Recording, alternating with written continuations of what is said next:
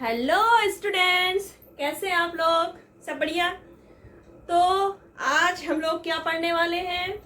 हमारा चैप्टर चल रहा था force and law of motion. तो आज हम लोग पढ़ेंगे न्यूटन का सेकंड लॉ। लास्ट वीडियो में हमने क्या पढ़ा था? न्यूटन का फर्स्ट लॉ पढ़ा था, बैलेंस्ड एंड अनबैलेंस्ड फोर्स पढ़ा था और मोमेंटम पढ़ा था। तो मोमेंटम हमें पता है, तो न्यूटन का जो सेकंड लॉ है वो मोमेंटम पर ही बेस्ड है। ठीक, तो मोमेंटम हमें पता है, तो न्यूटन लॉ जो सेकंड लॉ है वो हमें बहुत ही इजीली समझ में आने वाला है। तो बहुत ही इजी सा टॉपिक है, बहुत शॉर्ट टॉपिक है, बहुत जल्दी आपका ये फिनिश हो जाएगा। मेनली इसमें न्यूमेरिकल्स हैं, तो हम लोग पहले न्यूटन का सेकंड लॉ पढ़ेंगे, उसके बाद इसके फॉर्मूले पे बेस्ड कुछ न्यूमेरिकल्स सॉल्व करेंगे। चलिए फिर, बी रेडी। हमारा है न्यूटन का सेकंड लॉ ऑफ मोशन। तो इसको समझने के लिए मान लीजिए आपके पास दो ऑब्जेक्ट है। एक ये है हैवी ऑब्जेक्ट और ये है लाइट ऑब्जेक्ट। इसका मास क्या है आपका? इस ऑब्जेक्ट का ज्यादा है और ये आपकी हल्की फुल्की है। आपने दोनों में सेम फोर्स लगाया। फोर्स कितना लगाया हमने? सेम लगाया, सेम टाइम पर लगाया। ठीक, अब जो हमारी हैवी बॉडी है, तो जब उसमें फोर्स लगाते हैं तो उसकी वेलोसिटी जो होती है वो लाइट वाले से कम होती है। यानी जो ऑब्जेक्ट हमारा लाइट वेट का है उस पर हम वही फोर्स लगा रहे हैं जो हमने हैवी बॉडी पर लगाया। तो लाइट वाली ज्यादा दूर तक गई, ज्यादा स्पीड से गई, वेलोसिटी इसकी ज्यादा हो गई, और हैवी वाली की क्या हुई? स्पीड थोड़ी कम रह गई।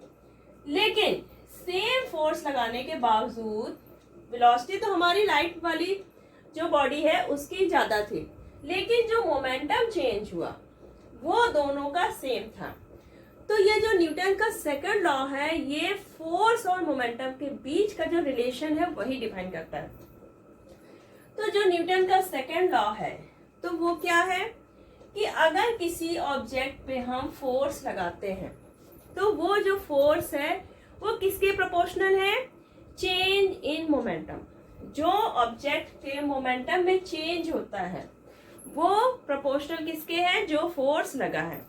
यानी कि जो आपने फोर्स लगाया है वो प्रोपोर्शनल किसके है? Rate of change in momentum upon time. Momentum change होने में जो टाइम लगा, ठीक, तो फोर्स आपका प्रोपोर्शनल किसके है? Change in momentum upon time. तो मान लीजिए कोई ऑब्जेक्ट है, इसका वेट है, मास कितना है? m। ठीक, अभी इसकी वेलोसिटी कितनी है? u। जब हमने इसमें फोर्स लगाया, ठीक है, फोर्स लगाया तो इसकी स्पीड चेंज होके हो गई v। क्या हो गई? v। पहले मोमेंटम क्या हुआ? मोमेंटम हमें पता है p इक्वल टू क्या होता है? Mass into velocity. तो पहले आपका मोमेंटम क्या होगा? मास m और वेलोसिटी u। जब आपने फोर्स F लगा दिया तब इसकी वेलोसिटी चेंज हुई, तो मोमेंटम क्या हो गया? m into v। ठीक, तो चेंज इन मोमेंटम क्या हुआ आपका? ये रहा फाइनल वाला मोमेंटम और ये था स्टार्टिंग वाला। तो दोनों का डिफरेंस क्या होगा आपका? Change in momentum. और फोर्स हमने कितनी देर लगाया? t time. t टाइम तक जब हम फोर्स F लगाते हैं तो मोमेंटम चेंज आपका mv माइनस mu हो जाएगा। तो हम क्या लिखेंगे? फोर्स F से डिनोट करेंगे प्रोपोर्शनल। फाइनल मोमेंटम क्या है आपका? mv, और इनिशियल क्या था? mu। और टाइम कितना लगा है? t। t टाइम तक जब हम फोर्स लगाते हैं तो चेंज इन मोमेंटम क्या हो गया? mv minus mu। यहाँ पर जो आपका है change in momentum upon t, तो यहाँ पर m हमारा क्या है? कॉमन है। हम इसको कैसे लिख सकते हैं? m प्रोपोर्शनल, m कॉमन ले लिया और ये क्या हो गया आपका? v minus u upon t। यहाँ पर v minus u upon t, ये क्या है? Change in velocity v minus u upon t. ये किसके बराबर होता है? एक्सीलरेशन के, change in velocity equal to acceleration. तो हम v minus u upon t की जगह पर क्या लिख सकते हैं? a लिख सकते हैं। तो आपका क्या हुआ? a proportional to mass into acceleration. तो ये आपकी न्यू डेफिनेशन हो गई न्यूटन सेकेंड लॉ की, कि जो आपका फोर्स लग रहा है किसी ऑब्जेक्ट पे, तो वो किसके बराबर है? मास और एक्सीलरेशन जो प्रोड्यूस हुआ उसके प्रोडक्ट के बराबर। अब यहाँ पर ये प्रोपोर्शनल हम हटाएंगे तो क्या लिख देंगे? एक कांस्टेंट आ जाता है m into a. SI unit के की 1 होती है, SI unit of k equal to 1। तो यहाँ पर हम 1 लिख देंगे। तो आपका फॉर्मूला क्या आ जाएगा? Force equal to mass into acceleration. तो ये है आपका न्यूटन्स का सेकेंड लॉ। ठीक, किसी ऑब्जेक्ट पे हम फोर्स जो लगाते हैं उसकी डायरेक्शन क्या होगी? जिस डायरेक्शन में एक्सीलरेशन प्रोड्यूस हो रहा है। तो जो फोर्स अप्लाइड हो रहा है ऑब्जेक्ट पे वो मास और एक्सीलरेशन के प्रोडक्ट के बराबर है, और डायरेक्शन क्या होगी? जिस डायरेक्शन में हमारा एक्सीलरेशन होगा। अब आपका जो फोर्स है, जो आपका फोर्स है, इसकी SI यूनिट होती है, क्या होती है SI यूनिट फोर्स की? न्यूटन।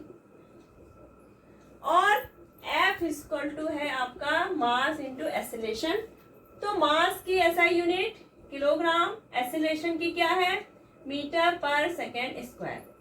तो 1 न्यूटन इक्वल टू लिख सकते हो 1 kg into 1 metre per second square, यानी कि 1 न्यूटन फोर्स किसके बराबर है?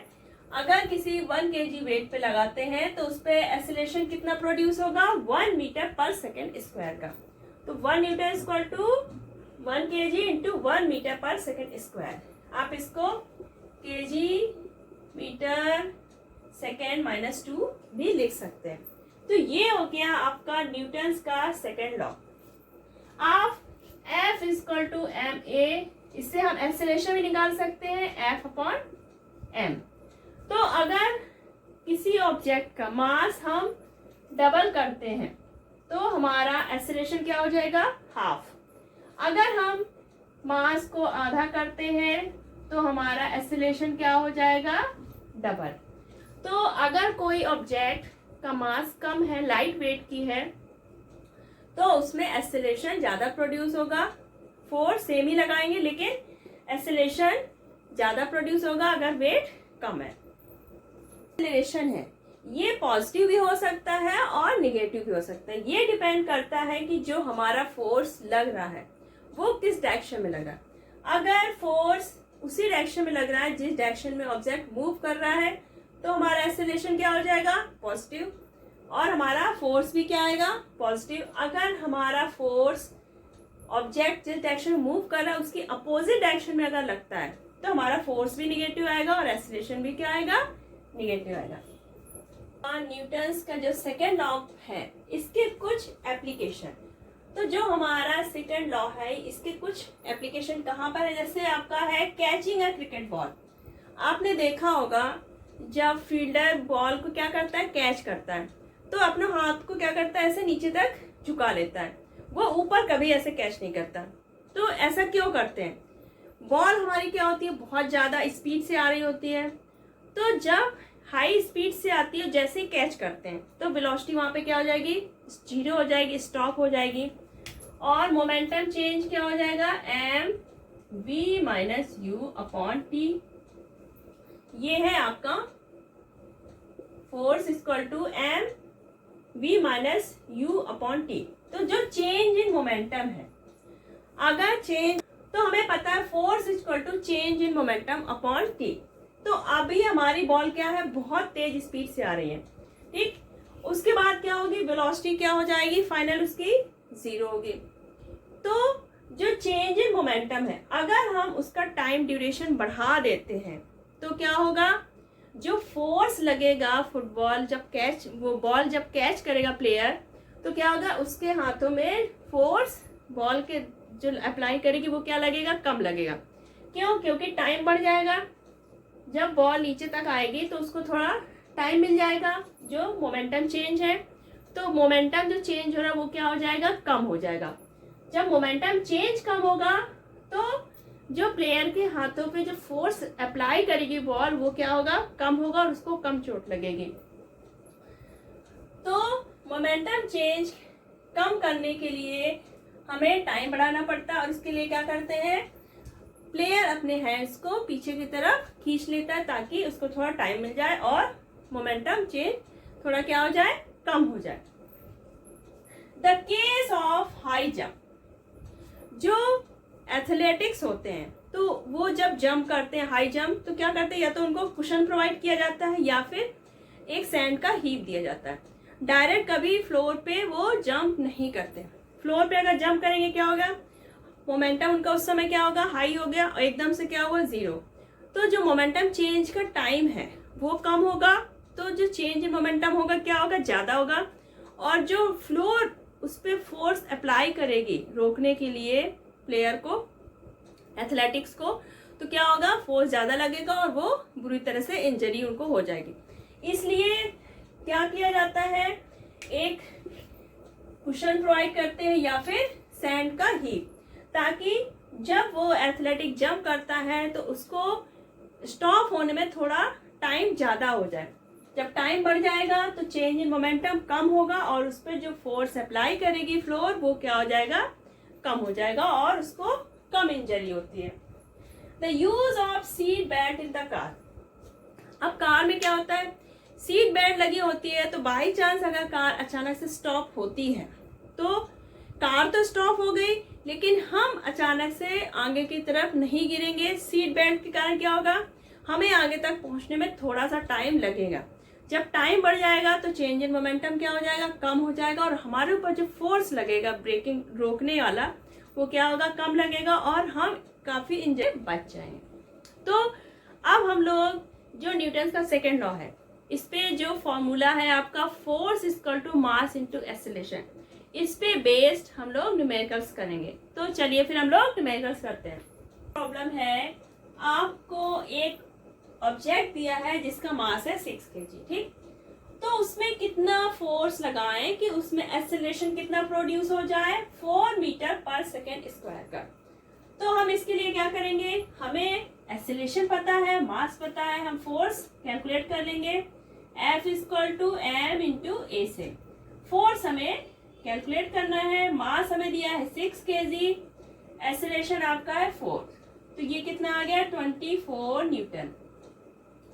तो अगर हम किसी ऑब्जेक्ट पे 24 न्यूटन का फोर्स लगाते हैं तो उसमें एक्सेलरेशन, जो मास 6 kg का ऑब्जेक्ट है उसमें अगर हम 24 न्यूटन का फोर्स लगाएंगे तो एक्सेलरेशन 4 मीटर पर सेकेंड का प्रोड्यूस आएगा। आप इसको 24 न्यूटन भी लिख सकते हैं या फिर 24 kg metre per second square. Next है आपका, कोई ऑब्जेक्ट है 3 kg का है, ठीक, उस पे हम 12 न्यूटन का फोर्स लगाते हैं तो उसमें एक्सेलरेशन जो प्रोड्यूस होगा वो कितना होगा। तो F इक्वल टू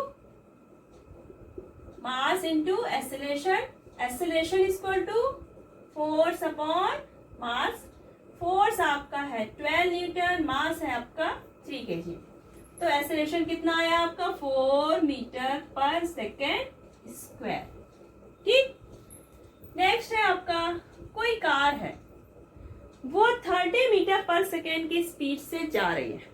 अभी कार की स्पीड कितनी है, 30 मीटर पर सेकेंड।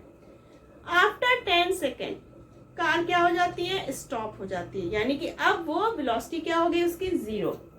तो इनिशियल वेलोसिटी हमारी क्या हो गई 30 मीटर पर सेकेंड, टाइम आपका t 10 सेकेंड हो गया, तो 10 सेकेंड बाद फाइनल वेलोसिटी हो जाती है 0 और आपका मास है जो कार का है 1500 kg। हमें निकालना है फोर्स, फोर्स हमें निकालना है। तो यहाँ पर हमें क्या दिया है, वेलोसिटी दी है, यानी कि पहले हम क्या निकालेंगे, चेंज इन मोमेंटम। तो फोर्स इक्वल टू क्या हो जाएगा हमारा, change in momentum upon time taken. अब आपका वेट कितना है कार का 1500, फाइनल वेलोसिटी आपकी क्या थी 0 माइनस इनिशियल वेलोसिटी 30, टाइम आपका लग रहा है 10 सेकेंड। तो आपका कितना आएगा ये 1500 इंटू माइनस 30 अपॉन 10, ये आ गया माइनस का 4500 न्यूटन। अब यहाँ पर फोर्स की वैल्यू हमारी निगेटिव में आ रही है, इसका मतलब फोर्स की जो डायरेक्शन है वो क्या है, जिस डायरेक्शन में कार मूव हो रही है उसकी अपोजिट डायरेक्शन। तभी तो कार हमारी रुकी, क्योंकि हमने निगेटिव डायरेक्शन में फोर्स लगाया, तो हमारी कार क्या हो गई, स्टॉप हो गई। तो हमारा फोर्स कितना आया माइनस 4500 न्यूटन। अब आपका क्वेश्चन है, इसमें पूछा गया है एक कार है 1000 kg की, ठीक, तो उसका स्पीड और टाइम के बीच ग्राफ दिया है। तो पहले आपको बताना है डिस्टेंस इन 2 सेकेंड, 2 सेकेंड में हमारी कार कितनी डिस्टेंस कवर करती है। तो ये आपने लास्ट चैप्टर मोशन में पढ़ा था, distance covered equal to area of, जो स्लोप के अंडर एरिया है वो हमारा क्या बताता था, डिस्टेंस ट्रेवल्ड। तो यहाँ पर 2 सेकेंड में पूछा गया है, तो यहाँ पर ये स्लोप के अंदर जो एरिया है वो निकाल लेंगे, हमें क्या मिल जाएगा, डिस्टेंस। ये आपका क्या बन रहा है, एक ट्रायंगल। तो ट्रायंगल का एरिया क्या होता है 1/2 और बेस इंटू हाइट। हाइट आपकी क्या ली जाएगी, ये पॉइंट जो कि स्पीड को डिनोट कर रहा है, बेस आपका टाइम का। तो डिस्टेंस इक्वल टू क्या हो जाएगा 1/2 इंटू बेस इंटू हाइट, क्योंकि हमें एरिया निकालना है यहाँ पर। तो आपका बेस कितना लेंगे हम लोग 2, और हाइट हम किसके बराबर लेंगे, जो हमारी स्पीड है यानी कि 15। तो आपका क्या आ जाएगा 15 मीटर। तो distance travelled by car in 2 second is 15 metre. Second question पूछा है इसमें, braking force at the end of 5 second to bring the car to stop within 1 second. At the end of 5 second, 5 second के बाद car को रोकने के लिए 1 second में कितना फोर्स लगाया जाए कि कार हमारी क्या हो जाए, रुक जाए। यानी कि 5 से 6 सेकेंड तक कितना हुआ आपका 1 सेकेंड का गैप। तो 1 सेकेंड में हमें कार यहाँ पर है 15 मीटर पर सेकेंड की स्पीड है, उसको रोकना है यानी कि 0 करनी है स्पीड। तो हमें कितना ब्रेकिंग फोर्स लगाना पड़ेगा, तो हमें निकालना है फोर्स। फोर्स इक्वल टू क्या होता है आपका, मास इंटू एक्सेलरेशन। एक्सेलरेशन हम कैसे निकाल लेंगे, यहाँ पे change in velocity, a equal to क्या होगा हमारा, change in velocity v minus u upon t. आपकी फाइनल वेलोसिटी यहाँ पे क्या हुई 0, स्टार्टिंग में क्या थी 15, तो 0 माइनस 15 अपॉन 1, टाइम कितना लगा 1 सेकेंड का। तो ये आ गया एक्सेलरेशन आपका minus 15 metre per second square. Force equal to क्या हो जाएगा, mass into acceleration 1000 into minus 15, तो क्या आया माइनस का 15,000 न्यूटन। तो ये आपका हो गया ब्रेकिंग फोर्स। अब यहाँ पे फोर्स की वैल्यू किस में आ रही है, निगेटिव में, यानी कि फोर्स किस डायरेक्शन में लग रहा है, जिस डायरेक्शन में कार मूव हो रही है उसके अपोजिट डायरेक्शन में अपोजिंग फोर्स है, ब्रेकिंग फोर्स है उसको स्टॉप करने के लिए, इसलिए इसकी वैल्यू क्या आई माइनस में। ट्रक है वो स्टार्ट होता है रेस्ट से, ठीक, पहले रेस्ट पे है फिर वो स्टार्ट होता है, and rolls with constant acceleration, किसी स्लोप पर है, रोल्स होता है, कांस्टेंट एक्सेलरेशन से वो चल रहा है और वो 400 मीटर ट्रेवल करता है इन 20 सेकेंड, ठीक। कार हमारा कहाँ से स्टार्ट हो रहा है, रेस्ट से, यानी कि इनिशियल वेलोसिटी हमारी क्या होगी 0, टी हमें दिया है 20 सेकेंड, और डिस्टेंस वो कितनी कर लेता है 200 मीटर, ठीक। हमें निकालना है एक्सेलरेशन, तो पहले हम एक्सेलरेशन निकालेंगे, s equal to u t plus half a t square से। u हमारा क्या है 0, s हमें पता है 400 मीटर, ये 0 ही हो गया, 1/2 ए निकालना, t आपका कितना है 20 सेकेंड, ठीक। तो आपका एक्सेलरेशन कितना हो जाएगा 400, ये 2 इधर गया, ये आपका 20 का स्क्वायर यानी कि 400, ए आ गया आपका। तो एक्सेलरेशन कितना हुआ आपका 400 से 400 कैंसिल, ये आ गया 2 metre per second square. Acceleration हमारा आ गया। अब पूछा जा रहा है फोर्स बताइए। अगर कार का वेट है, मास दिया है 7 मीट्रिक टन, तो हमें फोर्स इक्वल टू पता है m इंटू ए। मास है आपका 7 मीट्रिक टन, ठीक। तो मीट्रिक टन यानी कि 1 metric ton equal to 1000 kg, ठीक। 1 metric ton equal to 1000 kg। तो 7 इंटू 1000 कितना हो जाएगा 7000 kg। ये आपका हो गया कार का, ट्रक का वेट। अब हम इसको इस पे रख देंगे फॉर्मूले में। 7000 इंटू एक्सेलरेशन कितना है आपका 2, तो फोर्स कितना आ गया 14000 न्यूटन। तो ट्रक पे कितना फोर्स लगेगा 14000 न्यूटन का। एक कोई ऑब्जेक्ट है, उसका मास है m1, उस पे अगर हम 5 न्यूटन का फोर्स लगाते हैं तो एक्सेलरेशन कितना होता है 8 metre per second square. m1 पे अगर हम 5 न्यूटन का फोर्स लगाते हैं तो एक्सेलरेशन होता है हमारा 8 मीटर पर सेकेंड स्क्वायर का। अगर वही 5 न्यूटन का फोर्स हम m2 पे लगाते हैं तो एक्सेलरेशन आता है आपका 24 मीटर पर सेकेंड स्क्वायर। अब पूछा ये गया है अगर हम m1 और m2 दोनों को एक साथ बांध देते हैं तब उसमें यही फोर्स लगाते हैं 5 न्यूटन का, तब एक्सेलरेशन कितना होगा। तो पहले हम इससे क्या निकालेंगे m1 और m2। फोर्स हमें पता है, एक्सेलरेशन पता है, m1 निकालेंगे तो F equal to m1 a। F हमें पता है 5, m1 a कितना है आपका 8, तो m1 कितना आ गया 5/8 kg, ठीक। यहाँ पर फोर्स आपका इसमें भी 5 न्यूटन का ही लग रहा है, एक्सेलरेशन 24 है, तो m2 इक्वल टू कितना हो जाएगा 5/24 kg F/a से। अब m1 और m2 को हम क्या करेंगे अगर एक साथ करते हैं m1 प्लस m2, तो क्या हुआ आपका 5/8 प्लस 5/24। दोनों हमने क्या किया प्लस किया। यहाँ पे आपने एलसीएम लिया 24, 8 3 जा 24, 3 5 15 प्लस 5, ये हो गया 20/24। टोटल वेट कितना हो गया 20/24। या आप कर सकते हैं 4 5 जा 20, 4 6 जा 24, ठीक 5/6। तो ये हो गया टोटल वेट। अब इसका हमें एक्सेलरेशन निकालना है जब इस वेट पे 5 न्यूटन का फोर्स लगा। फोर्स हमें वही लगाना है, 5 न्यूटन का फोर्स लग रहा है। वेट हमारा टोटल कितना हो गया m1 प्लस m2 का, और a हमें निकालना है। तो 5 equal to 5/6, m1 plus m2 कितना है 6 इंटू a। तो एक्सेलरेशन कितना आ गया आपका 6 मीटर पर सेकेंड स्क्वायर, ठीक। समझ में आ गया। आपने काफी न्यूमेरिकल्स कर लिए हैं, आपको न्यूमेरिकल्स आई थिंक समझ में आ गए होंगे। चलिए फिर एक न्यूमेरिकल आपको होमवर्क में करके लाना है। Which would require a greater force।